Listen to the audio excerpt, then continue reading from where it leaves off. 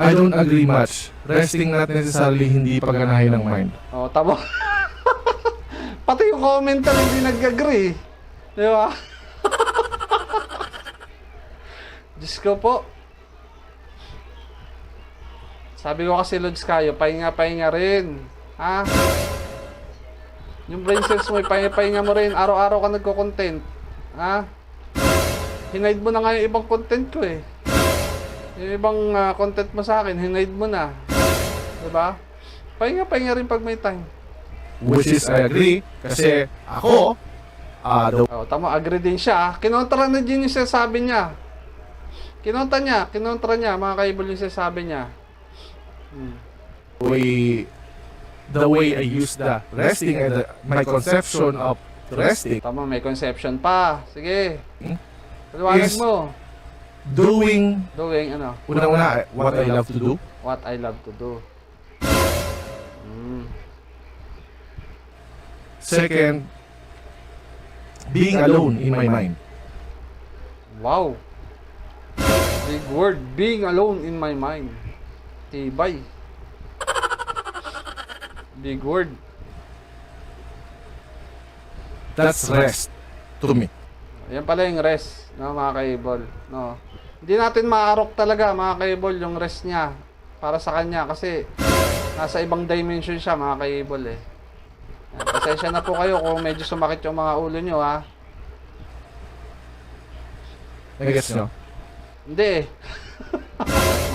Nasa realidad kasi kami.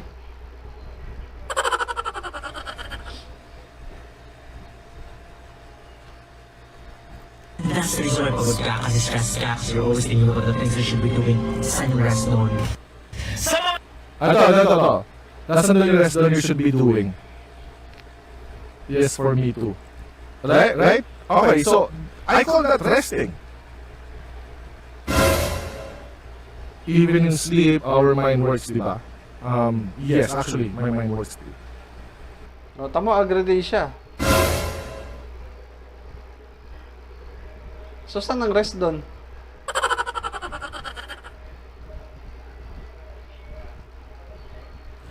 Tama, ganun din ako. For me, resting is to stop worrying. That's a good point. Yeah. Stop. Tama yung commenter, no? Mga resting is, ang pagpapahinga ay, wag mo munang isipin yung mga bagay na stressful sa'yo.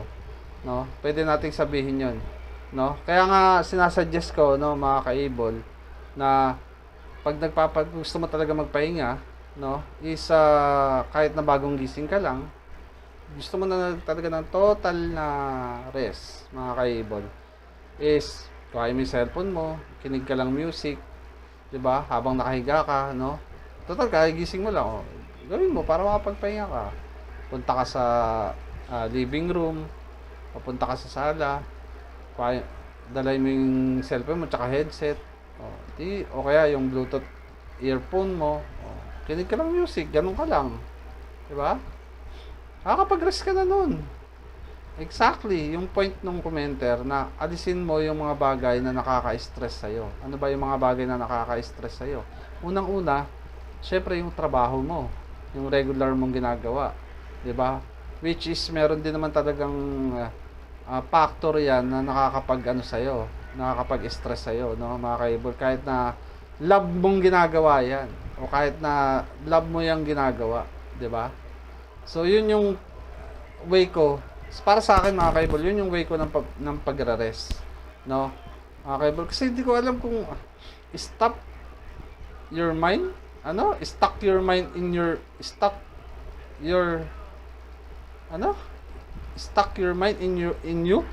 your mind in you, ano yun? Ibig sabihin, ihinto mo. Paano ihinto yung pag-iisip? What the fuck? Ihinto mo yung pag-iisip mo sa'yo.